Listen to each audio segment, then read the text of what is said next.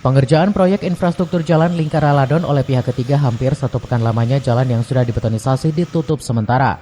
Uji lab yang dilakukan sebagai syarat sebelum pengecoran jalan wajib dilaksanakan oleh pihak ketiga. Kualitas FC30 akan betonisasi merupakan kualitas yang sangat bagus seperti pada umumnya digunakan jalan bebas hambatan. Kualitas FC30 dapat dilintasi kendaraan jika sudah 3 hari lamanya. Namun pantauan tim Dinamika News selama 1 pekan sejak dilintasi kendaraan terlihat adanya keretakan yang cukup panjang dan membelah jalan betonisasi tersebut. Keretakan ini diduga hingga ke dasar. Tidak hanya itu, tidak adanya para pekerja di lokasi tersebut, bahkan bangunan bedeng kosong dan terkunci. Saat dikonfirmasi terhadap Kepala UPT Infrastruktur Jalan dan Jembatan Wilayah 3 Andri Wistianto melalui sambungan selulernya, meskipun kualitas beton FC30 yang standar dan kuat tersebut harus dilakukan uji tekan beton oleh tim Dinas PUPR Kabupaten Bogor. Jika kerusakan beton tersebut tidak sesuai spek harus dibongkar.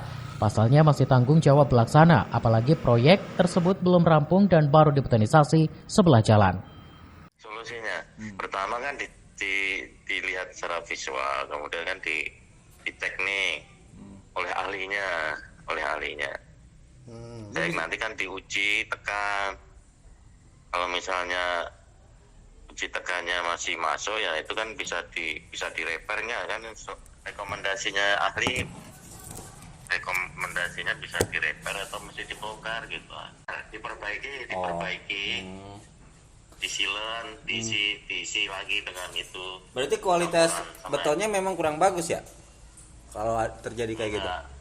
Bukan, kalau itu tetap bagus, cuma kan banyak faktor yang mempengaruhi. Nah, untuk JLD kayak yang JLD itu pakai kualitas beton jenis apa tuh, Bos? FC30. FC30. FC.